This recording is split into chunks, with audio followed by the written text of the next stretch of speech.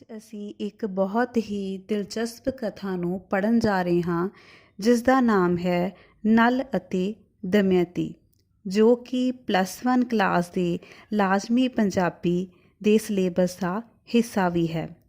ਚਲੋ ਸ਼ੁਰੂ ਕਰਦੇ ਹਾਂ ਇਸ ਕਥਾ ਨੂੰ। ਮਹਾਭਾਰਤ ਵਿੱਚ ਜਦੋਂ ਯੁਧਿਸ਼ਠਰ ਜੂਏ ਵਿੱਚ ਸਭ ਕੁਝ ਹਾਰ ਕੇ ਨਿਰਾਸ਼ ਹੋ ਜਾਂਦਾ ਹੈ ਤਾਂ ਬ੍ਰਹਦਰਸ਼ਵ ਨਾਂ ਦਾ ਵਿਅਕਤੀ ਉਸ ਨੂੰ ਇਹ ਕਹਾਣੀ ਸੁਣਾ ਕੇ ਧੀਰਜ ਦਿੰਦਾ ਹੈ। ਇਹ ਕਹਾਣੀ ਇਸ ਪ੍ਰਕਾਰ ਹੈ। ਨਿਸ਼ਰ ਦੇਸ਼ ਦੇ ਰਾਜੇ ਵੀਰਸੇਨ ਦਾ ਪੁੱਤਰ ਨਲ ਤੇਜਮਈ, ਗੁਣਵਾਨ, ਸੁੰਦਰ, ਬਲਵਾਨ ਤੇ ਘੋੜੇ ਦੌੜਾਉਣ ਵਿੱਚ ਮਾਹਿਰ ਸੀ। ਇਸੇ ਤਰ੍ਹਾਂ ਦੂਜੇ ਪਾਸੇ ਵਿਦਰਭ ਦੇਸ਼ ਦੇ ਰਾਜੇ ਭੀਮ ਦੀ ਰਾਜਕੁਮਾਰੀ ਦਮਯੰਤੀ ਰੂਪਮਤੀ, ਬੁੱਧੀਮਾਨ ਹੋਣ ਦੇ ਨਾਲ ਹੋਰ ਗੁਣਾਂ ਦੀ ਮਾਲਕ ਵੀ ਸੀ। ਨਲ ਅਤੇ ਦਮਯੰਤੀ ਆਪਣੇ ਗੁਣਾਂ ਦੇ ਕਾਰਨ ਛੇਤੀ ਹੀ ਪ੍ਰਸਿੱਧ ਹੋ ਗਏ। ਉਹਨਾਂ ਨੂੰ ਆਪ ਵੀ ਇੱਕ ਦੂਜੇ ਦੀ ਵਡਿਆਈ ਦਾ ਪਤਾ ਲੱਗਣ ਲੱਗਾ। ਉਹ ਬਿਨਾਂ ਮਿਲੇ ਹੀ ਹੌਲੀ-ਹੌਲੀ ਇੱਕ ਦੂਜੇ ਨਾਲ ਲਗਾਓ ਮਹਿਸੂਸ ਕਰਨ ਲੱਗੇ। ਦਮਯੰਤੀ ਦੇ ਜਵਾਨ ਹੋਣ 'ਤੇ ਉਸਦੇ ਪਿਤਾ ਨੇ ਉਸਦਾ ਵਿਆਹ ਕਰਨ ਦੇ ਲਈ ਇੱਕ ਸਵੰਬਰ ਕੀਤਾ। ਦਮਯੰਤੀ ਨਾਲ ਵਿਆਹ ਕਰਨ ਦੀ ਇੱਛਾ ਨਾਲ ਦੂਰੋਂ ਦੂਰੋਂ ਰਾਜੇ, ਰਾਜਕੁਮਾਰ ਅਤੇ ਰਾਜਿਆਂ ਦਾ ਰੂਪ ਧਾਰਨ ਕਰਕੇ ਦੇਵਤੇ ਵੀ ਪਹੁੰਚੇ। ਦਮਯੰਤੀ ਮਨ ਵਿੱਚ ਨਲ ਨੂੰ ਆਪਣੇ ਪਤੀ ਵਜੋਂ ਸਵੀਕਾਰ ਕਰ ਚੁੱਕੀ ਸੀ। ਅਚੰਭਾ ਇਹ ਹੋਇਆ ਕਿ ਜਦੋਂ ਸਵੰਬਰ ਸਮੇਂ ਉਸਨੇ ਰਾਜੇ ਨਲ ਨੂੰ ਪਛਾਣਨ ਦੀ ਕੋਸ਼ਿਸ਼ ਕੀਤੀ ਤਾਂ ਉਸਨੂੰ ਇੱਕ ਨਲ ਨਹੀਂ ਸਗੋਂ ਅਨੇਕਾਂ ਨਲ ਬੈਠੇ ਦਿਖਾਈ ਦਿੱਤੇ, ਪਰ ਉਸਨੇ ਇਕਾਗਰ ਚਿੱਤ ਹੋ ਕੇ ਅਸਲੀ ਨਲ ਨੂੰ ਲੱਭ ਹੀ ਲਿਆ, ਕਿਉਂਕਿ ਦੇਵਤਿਆਂ ਦੇ ਸਰੀਰ ਉੱਤੇ ਨਾ ਤਾਂ ਮੁੜਕੇ ਦੀ ਕੋਈ ਬੂੰਦ ਸੀ, ਨਾ ਉਹ ਪਲਕਾਂ ਝਪਕ ਰਹੇ ਸਨ ਤੇ ਨਾ ਹੀ ਉਹਨਾਂ ਦੇ ਪੈਰ ਧਰਤੀ ਨੂੰ ਛੂੰਹਦੇ ਸਨ ਅਤੇ ਨਾ ਹੀ ਉਹਨਾਂ ਦਾ ਕੋਈ ਪਰਛਾਵਾਂ ਸੀ।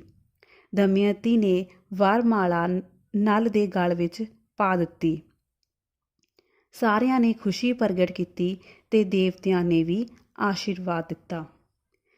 ਨਲ ਅਤੇ ਦਮਯੰਤੀ ਜੋ ਦੋਵੇਂ ਖੁਸ਼ੀ-ਖੁਸ਼ੀ ਰਹਿਣ ਲੱਗੇ।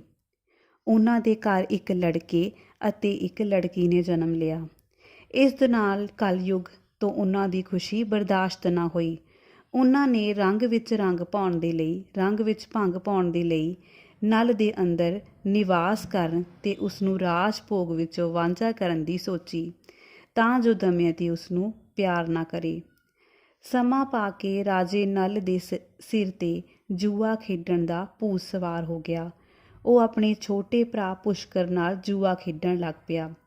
ਕਲਯੁਗ ਦੇ ਪ੍ਰਭਾਵ ਕਾਰਨ ਨਲ ਜੂਏ ਵਿੱਚ ਹਾਰਦਾ ਤੇ ਪੁਸ਼ਕਰ ਜਿੱਤਦਾ ਚਲਾ ਗਿਆ। ਦਮਯੰਤੀ ਨੇ ਨਲ ਨੂੰ ਹੋਰ ਜੂਆ ਖੇਡਣ ਤੋਂ ਰੋਕਣ ਦੀ ਕੋਸ਼ਿਸ਼ ਕੀਤੀ, ਪਰ ਉਸਨੇ ਇੱਕ ਨਾ ਮੰਨੀ।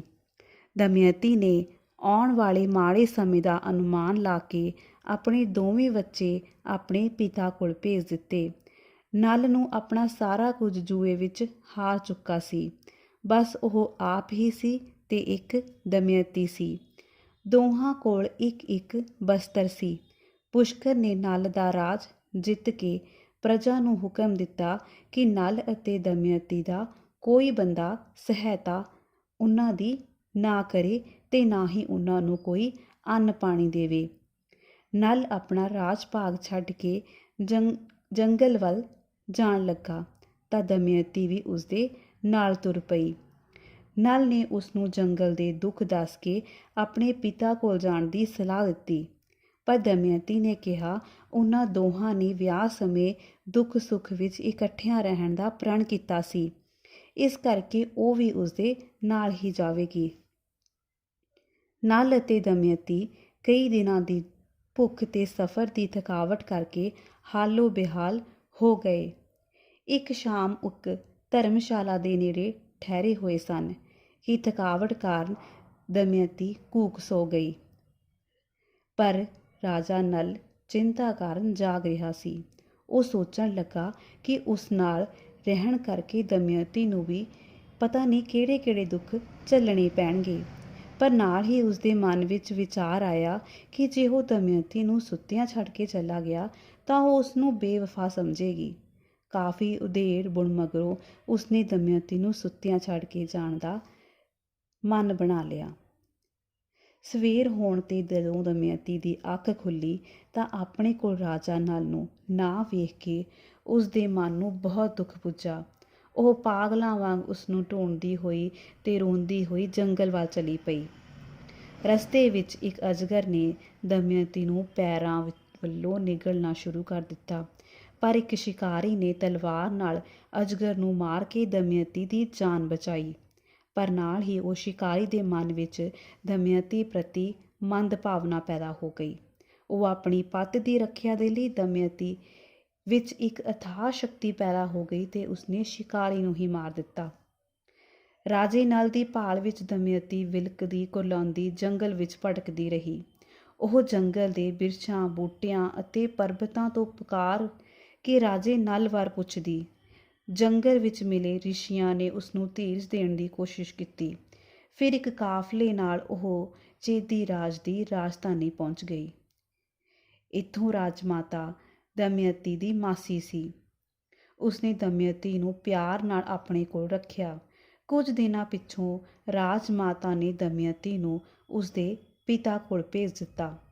ਦਮਯੰਤੀ ਦੇ ਪਿਤਾ ਨੇ ਆਪਣੇ ਰਾਜ ਦਰਬਾਰ ਦੇ ਬ੍ਰਾਹਮਣ ਰਾਜੇ ਨਲ ਦੀ ਭਾਲ ਵਿੱਚ 4 ਤਫੇਰੇ ਤੋਰ ਭੇਜੇ। ਉੱਧਰ ਰਾਜਾ ਨਲ ਕਈ ਪ੍ਰਕਾਰ ਦੇ ਕਸ਼ਟ ਝੱਲਦਾ ਹੋਇਆ ਰਾਜੇ ਰਿਤੂਪਰਣ ਕੋਲ ਚਲਾ ਗਿਆ। ਇੱਥੇ ਉਹ ਭੇਸ ਬਦਲ ਕੇ ਘੋੜਿਆਂ ਦੇ ਵਾਹਕ ਵਜੋਂ ਨੌਕਰੀ ਕਰਨ ਲੱਗਾ।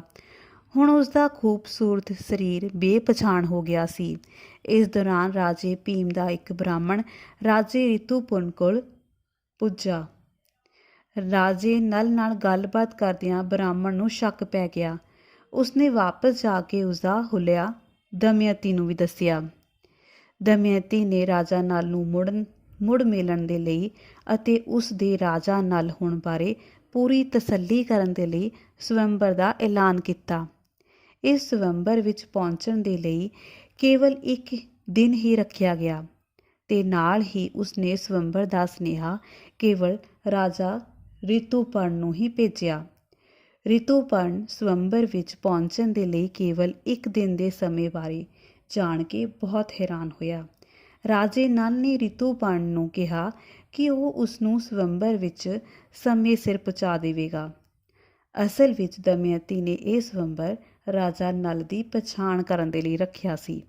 ਉਸਨੂੰ ਪਤਾ ਸੀ ਕਿ ਰਾਜਾ ਨਲ ਹੀ ਇੰਨੇ ਥੋੜ੍ਹੇ ਸਮੇਂ ਵਿੱਚ ਘੋੜਿਆਂ ਨੂੰ ਇੰਨੀ ਦੂਰ ਭਜਾ ਸਕਦਾ ਸੀ। ਰਾਜੇ ਰਿਤੂਪਰਣ ਨੇ ਨਲ ਨੂੰ ਬਹੁਤ ਤੇਜ਼ੀ ਨਾਲ ਘੋੜਾ ਦੌੜਾਉਂਦਿਆਂ ਵੇਖਿਆ ਤਾਂ ਉਸਨੇ ਨਲ ਨੂੰ ਕਿਹਾ ਕਿ ਉਹ ਘੋੜੇ ਦੌੜਾਉਣ ਦੀ ਕਲਾ ਉਸਨੂੰ ਵੀ ਸਿਖਾਵੇ। ਬਦਲੇ ਵਿੱਚ ਉਹ ਉਸਨੂੰ ਜੂਆ ਖੇਡਣ ਦੀ ਕਲਾ ਸਿਖਾਵੇਗਾ।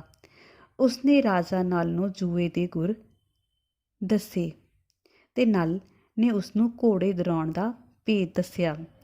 ਅੰਤ ਰਿਤੂਪਰਣ ਅਤੇ ਘੋੜੇ ਦੇ ਵਾਹਕ ਦੇ ਰੂਪ ਵਿੱਚ ਰਾਜਾ ਨਲ ਸਮੇਂ ਸਿਰ ਭੀਮ ਦੀ ਨਗਰੀ ਪੁੱਜੇ। ਉੱਥੇ ਰਾਜਾ ਨਲ ਨੂੰ ਕੋਈ ਪਛਾਣ ਨਾ ਸਕਿਆ।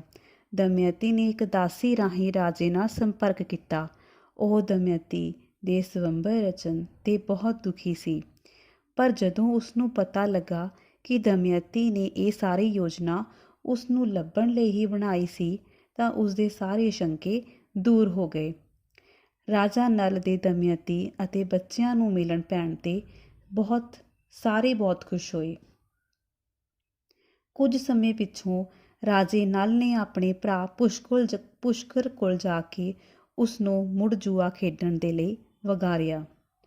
ਜੂਏ ਦੀ ਨਵੀਂ ਸਿੱਖੀ ਕਲਾ ਨਾਲ ਉਸਨੇ ਕੇਵਲ ਪੁਸ਼ਕਰ ਤੋਂ ਆਪਣਾ ਰਾਜ ਮੁੜ ਜਿੱਤ ਲਿਆ, ਸਗੋਂ ਪੁਸ਼ਕਰ ਦਾ ਸਾਰਾ ਰਾਜ ਵੀ ਜਿੱਤ ਲਿਆ, ਪਰ ਉਸਨੇ ਪੁਸ਼ਕਰ ਦਾ ਰਾਜ ਉਸਨੂੰ ਵਾਪਸ ਕਰ ਦਿੱਤਾ। ਇਸ ਪਿੱਛੋਂ ਸਾਰੇ ਖੁਸ਼ੀ ਰਹਿਣ ਲੱਗੇ। ਦਮਯੰਤੀ ਅਤੇ ਨਲ ਦਾ ਪਿਆਰ ਹੋਰ ਵੀ ਵੱਧ ਗਿਆ। ਉਮੀਦ ਹੈ ਤੁਹਾਨੂੰ ਇਹ ਕਥਾ ਨਲ ਅਤੇ ਦਮਯੰਤੀ ਜ਼ਰੂਰ ਪਸੰਦ ਆਈ ਹੋਵੇਗੀ।